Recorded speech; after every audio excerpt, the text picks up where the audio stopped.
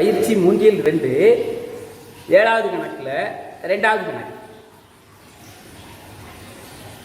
p + p + 2 + p + 3 - p - 4 - p - 5 கூட்டல் p + 10 அப்படின்னு இருக்கு.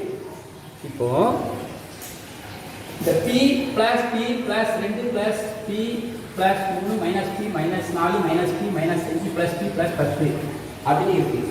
இப்போ ப்ளஸ் பிக்கும் மைனஸ் பிக்கும் அடி கொடுத்துடலாம். இதுக்கு முன்னால் ப்ளஸ் இருக்கு, அப்போ இது ஒன்று, இந்த மைனஸ் பியை அடி கொடுத்துருந்தோம். அடுத்து இங்கே ஒரு ப்ளஸ் பி இருக்கு, இங்கே ஒரு மைனஸ் பி இருக்கு, அடி கொடுத்துருந்தோம். அடுத்து இங்கே ஒரு பி இருக்கு, இங்கே ஒரு பியை அடிச்சிட்டோம், மைனஸ் பிக்கு அடிச்சிட்டோம், 2 பி அடிச்சிட்டோம். இதற்கு இதை அடிச்சிட்டோம், இதற்கு இதை அடிச்சாச்சு, 2 அடிச்சாச்சு. இப்போ இந்த 2 கூட்டல் பி கூட்டல் 3 -4 -5 கூட்டல் பி + 10 அப்படின்னு இருக்கு. டீயை மட்டும் முதல்ல எத்தனை இருக்கு அப்படின்னு பார்த்துருவோம். டீ மட்டும் எத்தனை இருக்கு அப்படின்னு பார்ப்போம். இந்த ஒரு டீ இருக்கு, இந்த ஒரு டீ, அப்போ 2 டீ. அப்போ பி கூட்டல் பி என்ன போட்டுருவோம், கூட்டல். அடுத்து மிகை எண்ணை மட்டும் எடுத்துருவோம். மிகை எண்ணம் இந்த 2 ஒரு 3 + 10 அடுத்து மைனஸ் -4 -5 வரிசையாக 2 பி 2 பி கூட்டல் 2 3 5 5 15 கூட்டல் 15 -9. அடுத்து 2 பி 15லிருந்து 9 கழிக்கும் கூட்டல், அப்போ 15 கூட்டல் போனால் 6 அப்போ 2 பி கூட்டல் 6 அப்படின்னு வருது. திரும்ப சொல்லிடுறேன். இப்போ p கூட்டல் p + 2 கூட்டல் p + 3 - p - 4 - p - 5 + p + 10 அப்படின்னு இருக்கு. இதுக்கு ப்ளஸ் p, இதுக்கு மைனஸ் p அடி கொடுத்துருக்கோம், 2 அடி கொடுத்துருக்கோம். அடுத்து இந்த ப்ளஸ் பிக்கும் இந்த மைனஸ் பிக்கும் அடி கொடுத்துட்டோம். மறுபடியும் இருக்கிறத அப்படியே எடுத்து எழுதுறோம். இந்த ஒரு பி இருக்கு, இந்த ஒரு பி இருக்கு, p + p அப்படியே எழுதுறோம். அடுத்து +2 +3 +10 எழுதிட்டோம். அடுத்து -4 -5 அது அப்படி வரிசையாக எடுத்து திரும்ப கூட்டம் 1 1 2 பி. அடுத்து கூட்டல் அப்புறம் 2 3 5 15 +15 மைனஸ் போட்டு -4 -5 கூட்டினா -2 போடும், அப்போ -9 அப்படின்னு போடுது. இப்போ இதை கூட்டிட்டோம், 2 பி +15லேருந்து 9 கிடைக்கும், அப்போது +6. அப்போது 2 பி கூட்டல் 6 அப்படின்னு இருக்குதா. 2 பி கூட்டல் 6 தான் கூட்டினது ஆன்சர். அடுத்து 7ல் 3வது n கூட்டல் m + 1 கூட்டல் n கூட்டல் 2 கூட்டல் m + 3 கூட்டல் n + 4 கூட்டல் m + 5 அப்படி இருக்கு. இதை சுருக்க சொல்லியிருக்கு. இதை சுருக்கணும். சுருக்கும்போது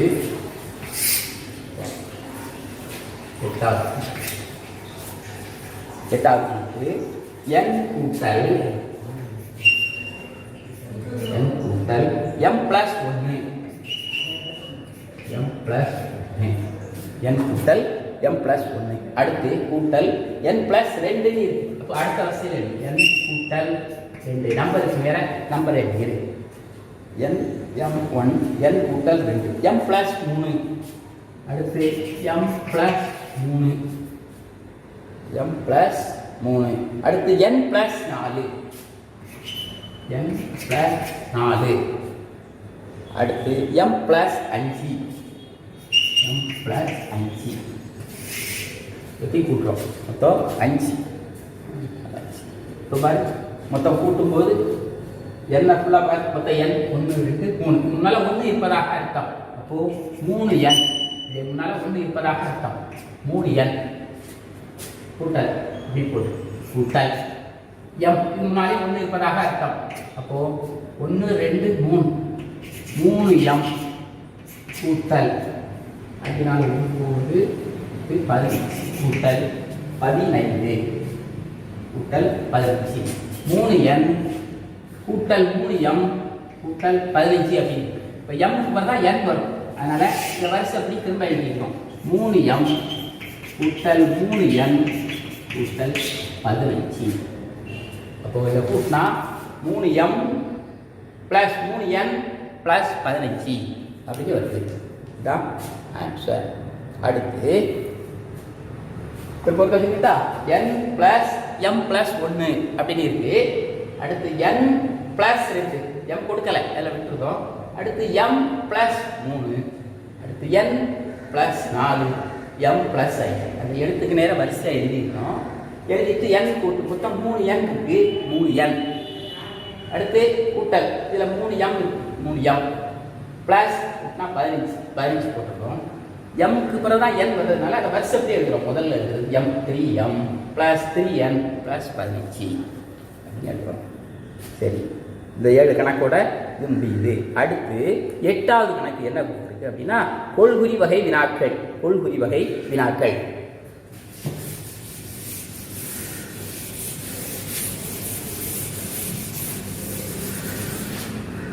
கொள்குறி வகை வினாக்கள் 8வது கணக்கு பாரு.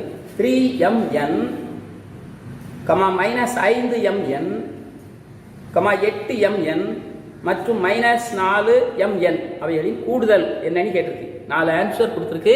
அதில் எது சரியாதுன்னு கண்டுபிடிக்கணும். அப்போது இதில் மிக எண்ணை மட்டும் முதல்ல எடுத்துக்கிடுவோம். 3mn 8mn ரெண்டையும் கூட்டுவோம். 3mn 8mn மட்டும் 3mn 8mn ரெண்டையும் கூட்டு. அடுத்து குறையெண்ணை பாரு. குறையெண் -5mn 5mn -4mn mn இதாட்டையும் 5 3 8 3 11mn 11mn.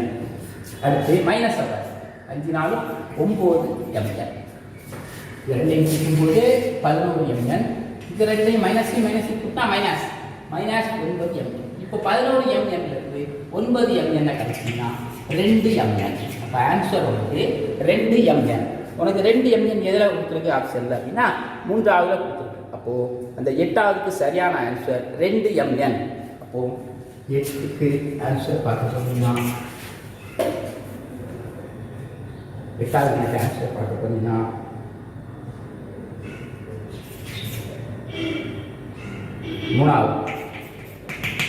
3வது ஆன்சர்.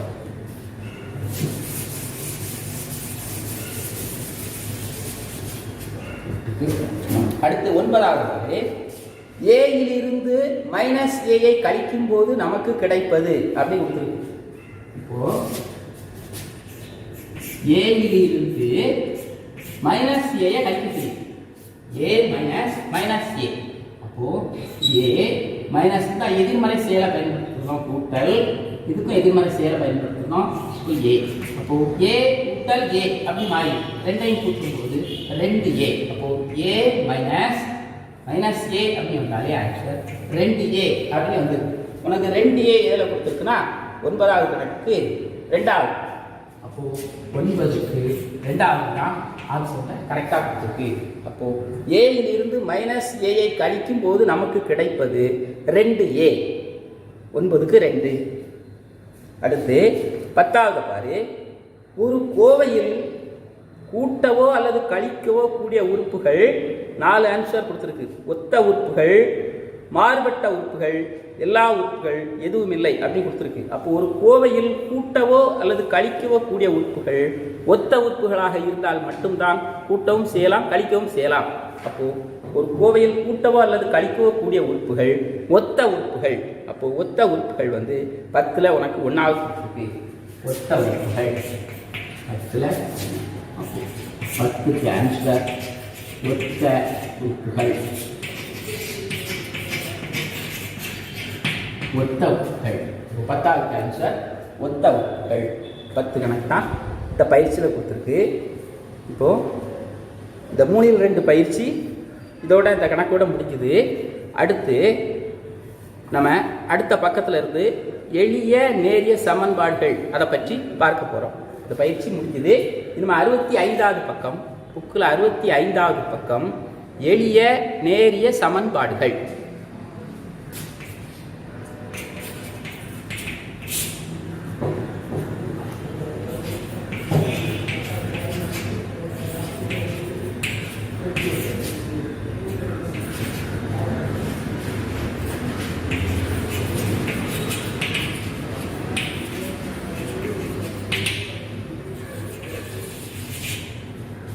எளிய நேரிய சமன்பாடுகள். இப்போ எளிய நேரிய சமன்பாடுகளை உருவாக்குறதும் அவற்றை தீர்ப்பது பற்றியும் இதில் பார்ப்போம். இப்போ இந்த நேரிய சமன்பாடுகளை உருவாக்குதல் பார்ப்போம். 7x + 3 என்னும் கோவையை கருதுக. இதில் எக்ஸ் அப்படிங்கிறது மாறி அப்படின்னு சொல்கிறோம். இப்போ 7x + 3 அப்படின்னு கொடுத்துருக்கு. இந்த கோவையில் எக்ஸ் வந்து மாறி அப்படின்னு சொல்கிறோம். இப்போ எக்ஸினுடைய மதிப்பு 2ன்னு எடுத்துக்குவோம். இல்லை எக்ஸ் = 2 அப்படின்னு எடுத்துக்குவோம். எக்ஸ் = 2 அப்படின்னு எடுத்துக்குவோம். அப்போ எக்ஸ் 2 அப்படிங்கும்போது இந்த கோவையினுடைய மதிப்பு எப்படி மாறுது அப்படின்னா 7 2 கூட்டல் 3 7 14 கூட்டல் 3 = 17 அப்படின்னு வருது. அப்போ 7x + 3 எக்ஸின் மதிப்பை 2ன்னு எடுத்துக்கிட்டோம்னா 7 எக்ஸின் மதிப்பு 2ன்னு எடுத்துக்கிட்டோம். 7 2 14 கூட்டல் 3 14 3 கூட்டினா 17 17 அப்படி மாறிடும். இப்போது எக்ஸ் = 2 அப்படிங்கும் போது இதனை நம்ம எப்படி எடுத்துக்கிட்டோம்னா 7x + 3 7x + 3 17 அப்படின்னு சொல்லியிருக்கோம். இப்போ இதை சொல்லும்போது 7x + 3 17 அப்படி கண்டுபிடிச்சிருக்கோம். 7x + 3 17 அப்படின்னு சொல்கிறோம். இப்போ இது ஒரு சமன்பாடு. இதை நாம் சமன்பாடு அப்படின்னு சொல்கிறோம். அதே மாதிரி பின்வரும் கூற்றுகளுக்கு பொருத்தமான இயற்கணித சமன்பாடுகளை உருவாக்கவும் அப்படின்னு கொடுத்துருக்கு.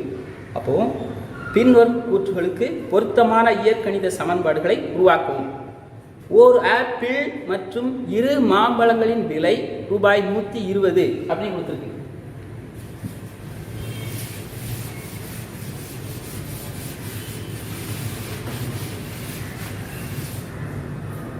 ஓர் ஆப்பிள் மற்றும் 2 மாம்பழங்களின் விலை ரூபாய் 120 அப்படின்னு கொடுத்துருக்கு. அப்போ ஆப்பிள் விலையை நாம எப்படி எடுத்துக்கிட்டோம்னா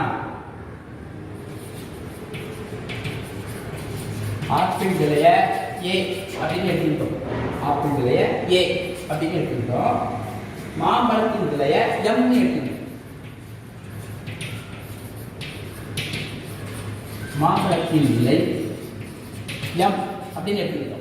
அப்போ ஆப்பிள் விலையை ஏன்னு எடுத்துக்கிட்டோம், மாம்பழத்தின் விலையை எம்னு எடுத்துக்கிட்டோம். இப்போ இதற்குரிய சமன்பாடு எப்படி அப்படின்னா நமக்கு தலைப்பில் என்ன கொடுத்துருக்குன்னா ஓர் ஆப்பிள் அப்போ ஒரு A பிளஸ் 2 மாம்பழம்னு கொடுத்துருக்கு. அப்போ 2m இவ்வளவு 120. அப்போ ஆப்பிள் விலையை ஏன்னு எடுத்துக்கிட்டோம், மாம்பழத்தின் விலையை எம்னு எடுத்துக்கிட்டோம். ஓர் ஆப்பிள் மற்றும் 2 மாம்பழங்களின் விலை 120. A = 2m 2 மாம்பழம் தான் சேர்த்தாக்கா 120 = 120. இப்போ இது ஒரு சமன்பாடு. A + 2m = 120. இப்போ சமன்பாடுகளை எப்படி உருவாக்குறது புரியுதா? இந்த மாதிரி அடுத்தது பாரு, ஒரு செவ்வகத்தின் சுற்றளவு 50 சென்டிமீட்டர் அப்படின்னு கொடுத்துருக்கு. ஒரு செவ்வகத்தின் சுற்றளவு 50 சென்டிமீட்டர்.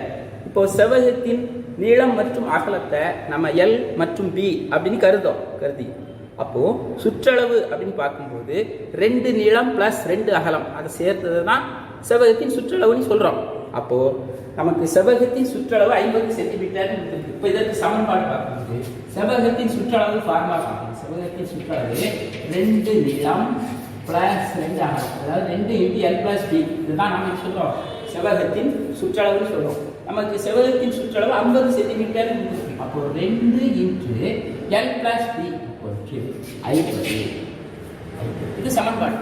அப்போ 2 × L + B = 50. செவ்வகத்தின் சுற்றளவு 50 சென்டிமீட்டர். அப்போ 2 × L + B = 50 அப்படின்னு நாம சமன்பாடுல எழுதுறோம். அடுத்து மூணாவது பாரு, தாமரையின் வயது அவள் தங்கை செல்வியை விட 4 வயது அதிகம். அதாவது தாமரை அப்படிங்கிறது அக்கா, அவருடைய தங்கை செல்வி. செல்வியை விட தாமரைக்கு 4 வயது அதிகம். மேலும் இருவரின் வயதுகளின் கூடுதல் 24 அப்படின்னு கொடுத்துருக்கு.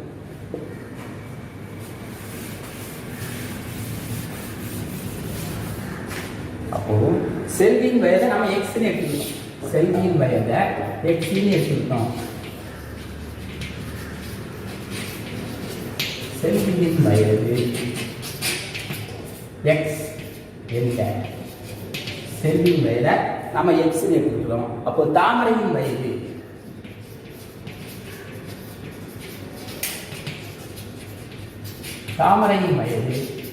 அவளை விட 4 அதிகம். X plus 4.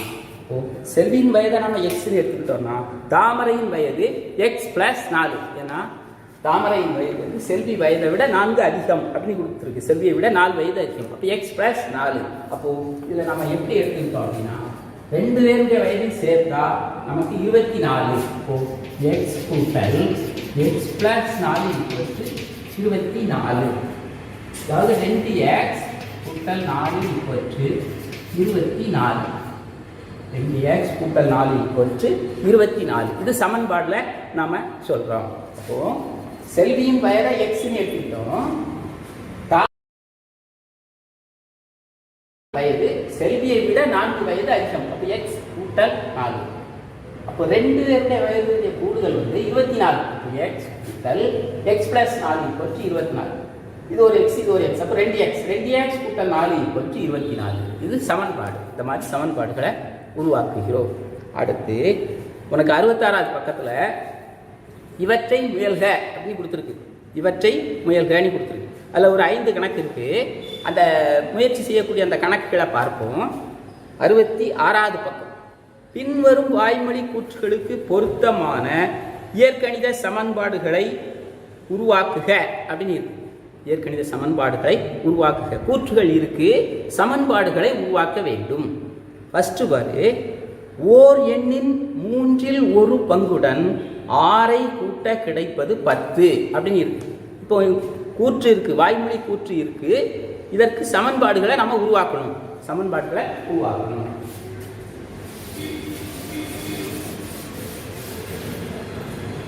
ஓர் எண்ணின் 3இல் 1 பங்கு.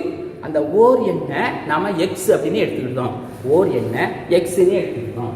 ஓர் எண் எக்ஸ்ன்னு எடுத்துக்கிட்டோம்.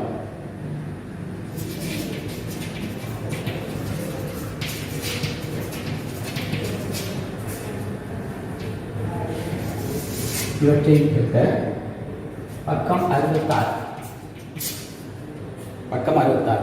ஓர் எண்ணின் 3இல் 1 பங்குடன் அப்படின்னு ஓர் எண்ணை எக்ஸ்ன்னு எடுத்துக்கிட்டோம். அப்போ 3இல் 1 பங்கு. அப்போ 1/3 எக்ஸ் அப்படின்னு எடுத்துக்கிட்டோம். 3x உடன் 6ஐ கூட்ட கிடைப்பது 10. அப்போ கூட்டல் 6 = 10. இப்போ சமன்பாடு எப்படி உருவாக்கி பார்த்தா, ஓர் எண்ணின் 3இல் 1 பங்குடன். அப்போ 3இல் 1 பங்கு. அந்த ஓர் எண்ணை எக்ஸ்ன்னு எடுத்துக்கிட்டோம். 1/3 எக்ஸ் கூட்டல் 6ஐ கூட்ட 6 கூட்டுறோம். கூட்டினா நமக்கு கிடைப்பது 10 = 10. இது எப்படி சமன்பாடு உருவாக்குறோங்கிறத தெரிஞ்சுக்க இந்த கூற்று. அடுத்து 2வது என்ன பாரு, எக்ஸின் 5 மடங்குடன் 3ஐ கூட்ட கிடைப்பது 28. எக்ஸின் எக்ஸின் 5 மடங்குன்னு கொடுத்துருக்கு. அப்போ 5 × x மடங்குனாலே பெருக்கணும். அப்போ 5 × x 5x மாறி 5x 5 மடங்கு. எக்ஸின் 5 மடங்கு தான் பெருக்கணும். அப்போ 5x எக்ஸின் 5 மடங்குடன் 3ஐ கூட்டல் 3ஐ கூட்ட நமக்கு கிடைப்பது 28. அப்போ 28. அப்போ எக்ஸின் 5 மடங்குனா 5x கூட்டல் 3 = 28. அடுத்து 3வது கணக்கு பாரு, ஒய்யில் இருந்து 8ஐ குறைத்தால் 11 கிடைக்கிறது. குறைத்தால் அப்போ ஒய் குறைத்தால் அப்படின்னா கழித்தல் அடையாளம். குறைத்தல் அப்படிங்கிறதுனா கழித்தல். ஒய்யில் இருந்து 8ஐ குறைத்தால் அப்போ -8. ஒய் -8. ஒய்யில் இருந்து 8ஐ குறைத்தால் 11 கிடைக்கிறது. = 11. சமன்பாடு மட்டும் அமைத்தா போதும். ஒய்யினுடைய மதிப்பு கண்டுபிடிக்க வேண்டாம். அப்போ ஒய்யில் இருந்து 8ஐ குறைத்தால் 11 கிடைக்கிறது. y -8 = 11. அடுத்து 4வது பக்கம் A உடைய ஒரு சதுரத்தின் சுற்றளவு 16 சென்டிமீட்டர். சதுரத்தின் சுற்றளவு நமக்கு பார்க்கலாம் 4 × A 4A.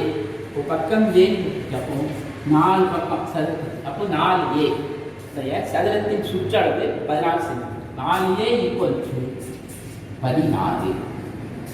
பக்கம் A உடைய 4 பக்கம் இருக்கு. அப்போ 4 × A 4A. 4A = 16 centimetre. சுற்றளவு நமக்கு 16 சென்டிமீட்டர். அப்போ 4A = 16.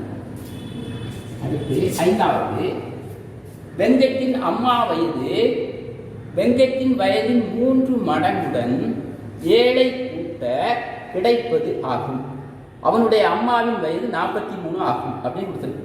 அப்போ வெங்கட்டின் அம்மாவின் வயது வெங்கட்டின் வயதின் 3 மடங்குடன், அப்போ 3 மடங்கு அப்படின்னு கொடுத்துருக்கு. வெங்கட்டின் வயதை நாம எக்ஸ்ன்னு எடுத்துக்கிட்டோம். வெங்கட்டின் அம்மாவின் வயது வெங்கட்டின் வயதின் 3 மடங்குடன், அப்போ 3x 3 மடங்குடன்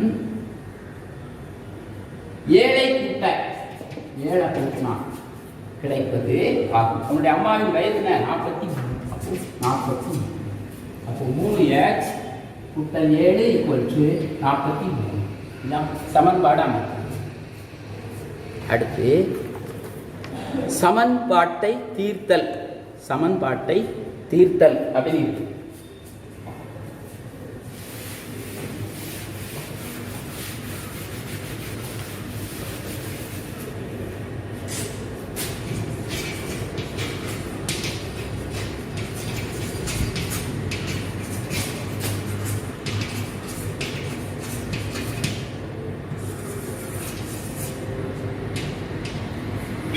சமன்பாட்டை தீர்த்தல்.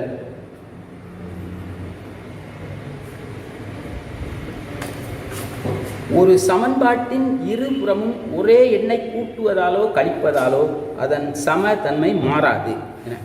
அதாவது ஒரு சமன்பாட்டின் 2 புறமும் ஒரே எண்ணை கூட்டுறதுனாலையோ கழிப்பதுனாலையோ அதனுடைய சமதன்மை மாறாது. இப்போ உதாரணத்துக்கு x + 5 = 15. 12 + 5 = 12. x + 5 = 12. அப்போ இப்போ எக்ஸின் மதிப்பு பார்க்கணும். எக்ஸின் மதிப்புன்னு பார்க்க போனா இதை 7 கண்டுபிடிச்சிடலாம். 7 × 12 அப்படி கண்டுபிடிச்சிடலாம். 7 x = 12. அப்போ சமன்பாட்டின் இருபுறமும் 5 ஆல் கழிக்க அப்படின்னு கொடுத்துருக்கு. அப்போ 2 பக்கமும் 5 ஆல் கழிக்கன்னு கொடுத்துருக்கான். ஸோ x + 5 - 5 12 2 புறமும் -5 கழிக்கும். -5 கழிச்சோம்னா நமக்கு இந்த ப்ளஸ் 5க்கு -5 கழிச்சிருக்கோம். x = 12 - 5. இப்போ x = 7 அப்படின்னு பார்க்கணும். அப்போது x வந்து இதனுடைய மதிப்பு 7 அப்படின்னு பார்க்கணும். x = 7.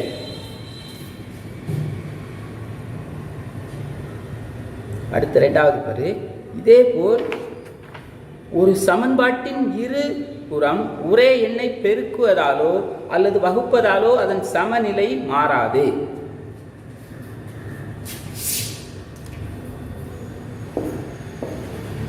y = 20 அப்படி இருக்கு. 5y = 20 அப்படி இருக்கு. 5y இதை 1/5 பெருக்கு 20. இதுலேயும் 1/5 பெருக்கு. இப்போ இந்த 5க்கு 5 கேன்சல் பண்ணியிருக்கோம். 4 y = 4. ஒய்யின் மதிப்பு 4 அப்படி கண்டுபிடிச்சோம். 2 புறமும் பெருக்கு. இந்த 5க்கு இந்த 5 கேன்சல் பண்ணுறோம். 20ல் 4 20 அடிச்சிருக்கோம். அப்போ ஒய்யின் மதிப்பு 4 அப்படின்னு பார்த்தோம். அப்படி இல்லைன்னா அந்த மணி செஞ்சலாம். 5y = 20. y = 20/5 = 4 அப்படியும் ஷார்ட்டாக போட்டுக்கலாம். அப்படின்னு செய்யலாம்.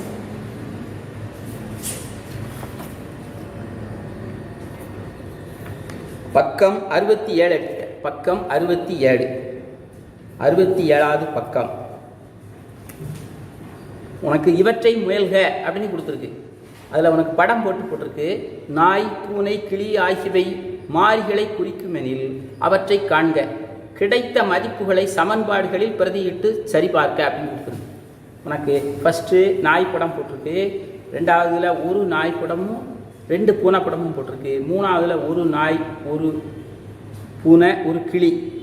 அப்போ ஒவ்வொன்றுக்கும் கூடுதல் உனக்கு நம்பர் கொடுத்துருக்கு. அப்போ ஒவ்வொன்றின் மதிப்பு, நாயினுடைய மதிப்பு அந்த மாறி எதை குறிப்பிடுகிறது, பூனையினுடைய மதிப்பு எதை குறிப்பிடுகிறது, கிளியினுடைய மதிப்பு எதை குறிப்பிடுகிறது அப்படிங்கிறத நீ கண்டுபிடிச்சி அந்த புக்கிலே சைடில் நீ எழுதிய ஆன்சரை கண்டுபிடி. ஈஸியான கணக்கு தான், கண்டுபிடி.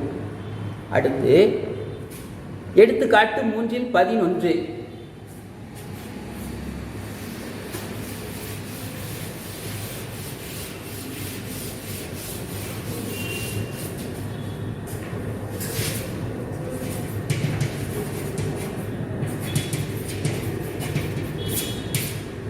எடுத்துக்காட்டு 3-11. அடுத்தடுத்த இரு இயல் எண்களின் கூடுதல் 75 எனில் அவ்வேறு எண்களை காண்க.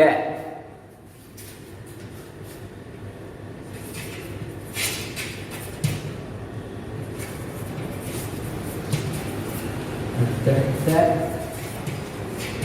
இரு இயல் எண்களின்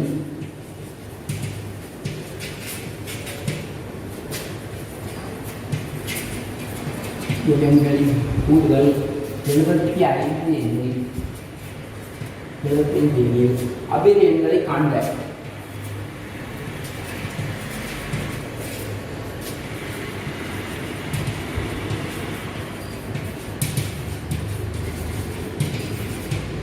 அவ்வேறு எண்களை காண்க அப்படின்னு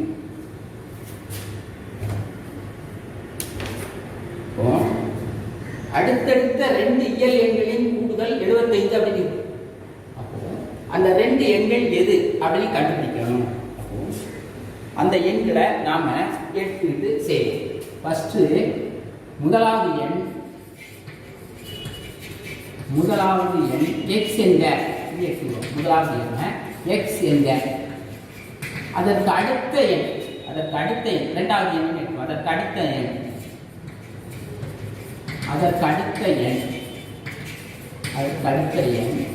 x plus 1. முதலாவது எண்ணை நம்ம x எடுத்துக்கிட்டோம், அதற்கு அடுத்த எண்ணை x plus 1 எடுத்துக்கிட்டோம். அப்போ இந்த 2 எண்களுடைய கூட்டல் நமக்கு 75 கொடுத்துருக்கு. அப்போ x கூட்டல் x plus 1 equal to 75. x கூட்டல் x plus 1 equal to 75 அப்படின்னு கொடுத்துருக்கு. அப்போ x இருக்கு, ஒரு x இருக்கு. 2x கூட்டல் 1 equal to 75. 2x கூட்டல் 1 equal to 75. அப்போ 2x மதிப்பை நாம கண்டுபிடிப்போம். 2x equal to 75 minus 1. இந்த ஈக்குவல்ஸுக்கு இடது பக்கம் பிளஸ் இருந்தால் ஈக்குவல்ஸுக்கு வலது பக்கம் செல்லும்போது பிளஸ் இருந்தால் மைனஸாக மாறும், மைனஸ் இருந்தால் ப்ளஸ்ஸாக மாறும். அதை தெரிஞ்சுக்கிட்டு இப்போ 2x மதிப்பை நாம் கண்டுபிடிக்கணும். 2x ஈக்குவல்ஸுக்கு அப்புறம் 75 அப்படி போட்டிருக்கோம். ஈக்குவல்ஸுக்கு இடது பக்கம் ப்ளஸ் 1 இருக்கு, இதை வலது புறம் செல்லும்போது மைனஸ் 1 மாற்றி. அப்போ 2x ஈக்குவல்ஸு 75 minus 1. அப்போ 2x ஈக்குவல்ஸு 75க்கு 1 போனால் 74. இப்போ 2x ஈக்குவல்ஸு 74 அப்படி கண்டுபிடிச்சு. அடுத்து x மதிப்பாக கண்டுபிடிக்கும். x மதிப்பை கண்டுபிடிக்கும். x equal to 74/2. x equal to 74/2. இப்போ 74 2ஆல் வகுக்கணும். 74 2ஆல் வகுத்தினா 37. அப்போ x இன் மதிப்பு ஈக்குவல் டு 74 2ஆல் வகுத்தினா 37. அப்போ x இன் மதிப்பு 37. x equal to 37. 74 2ஆல் வகுக்கணும். 74 எத்தனை ரெண்டு பார்ப்போம்? 37. அப்போ x மதிப்பு 37னா x கூட்டல் 1 என்ன வருதுன்னா 38. x கூட்டல் 1 38. இப்போ இந்த ரெண்டையும் கூட்டா 75 வருதா? 75 வரும். அப்போ அடுத்தடுத்த இரு இயல் எண்களின் கூடுதல் 75 எனில் அவ்விரு எண்களை காண்க அப்படின்னு கொடுத்துருக்கு. அப்படி கொடுத்தா முதலாவது என்ன x அப்படின்னு எடுத்துக்கிட்டோம். அதற்கு அடுத்த நம்பர் அடுத்தடுத்த கொடுத்ததுனால அதற்கு அடுத்த என்ன x plus 1 அப்படின்னு எடுத்துக்கிட்டோம். இப்போ இந்த ரெண்டு எண்ணையும் கூட்டினா நமக்கு 75 வருது. அப்போ எக்ஸ் கூட்டல் எக்ஸ் பிளஸ் 1 ஈக்குவல் டு 75. இங்க ஒரு எக்ஸ் இருக்கு, இங்க ஒரு எக்ஸ் இருக்கு. அப்போ எக்ஸையும் எக்ஸையும் கூட்டினா 2x. 2x plus 1 equal to 75. 2x மதிப்பை பார்க்கலாம். 2x ஈக்குவல் டு 75 இருக்கு. 75 போட்டுக்கோம். ஈக்குவல் டு இடது பக்கம் பிளஸ் 1 இருக்கு. அதை வலதுபுறம் கொண்டு செல்லும் பொழுது ஈக்குவல் டு வலதுபுறம் கொண்டு செல்லும் பொழுது மைனஸ் 1 மாறும். அப்போ 2x equal to 75 minus 1. 2x equal to 74. 75 1 போனால் 74. 2x equal to 74. அப்போ x மதிப்பை கண்டுபிடிக்கணும். x ஈக்குவல் டு இந்த 74 2ஆல் வகுக்கும். 74 2ஆல் வகுத்தீங்கன்னா உனக்கு x இன் மதிப்பு 37. அப்போ x இன் மதிப்பு 37னா x பிளஸ் 1 பார்க்கணும். x plus 1 37 1 38. x plus 1 38. இது ரெண்டையும் கூட்டினா அவனுக்கு 75 வரும். நமக்கு அடுத்தடுத்த 75. இப்போ 75 சரியா வச்சா 57 38. அப்போ 74. எக்ஸின் மதிப்பு 37. X plus 1 38. ரெண்டையும் கூட்டினா 75.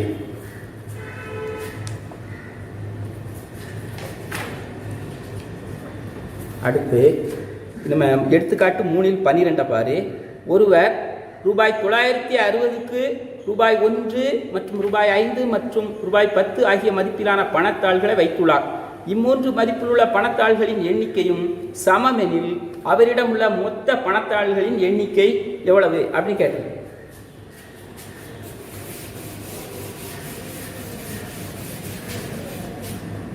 எடுத்துக்காட்டு 3:12.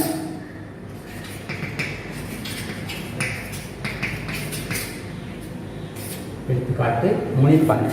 அதாவது அவர்கிட்ட ஒவ்வொரு மதிப்பிலும் உள்ள பணத்தாள்களின் எண்ணிக்கையை எக்ஸ் அப்படின்னு எடுத்துக்கிட்டோம். ஒவ்வொரு மதிப்பிலும் உள்ள பணத்தாள்களின் எண்ணிக்கையை எக்ஸ் அப்படின்னு எடுத்துக்கிட்டோம். எக்ஸ் பணத்தாள்களை எக்ஸ் எடுத்துக்கிட்டோம்.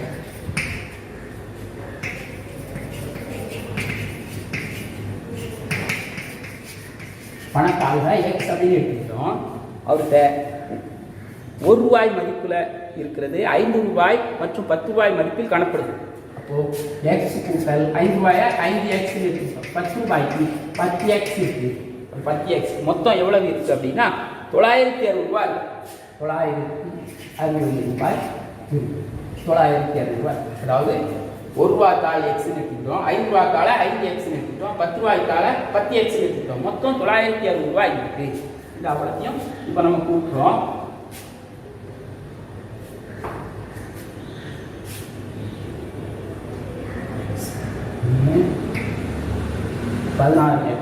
மொத்தம் 16x. 16x equal to 900. 1 இருக்கு. 1 5 6 10 16. 16x equal to 960. 16xனா 960. இப்போ எக்ஸின் மதிப்பு என்னன்னு பார்க்கணும். 960 வகுத்தல் 16. 960 16ஆல் வகுத்தோம்னா 60.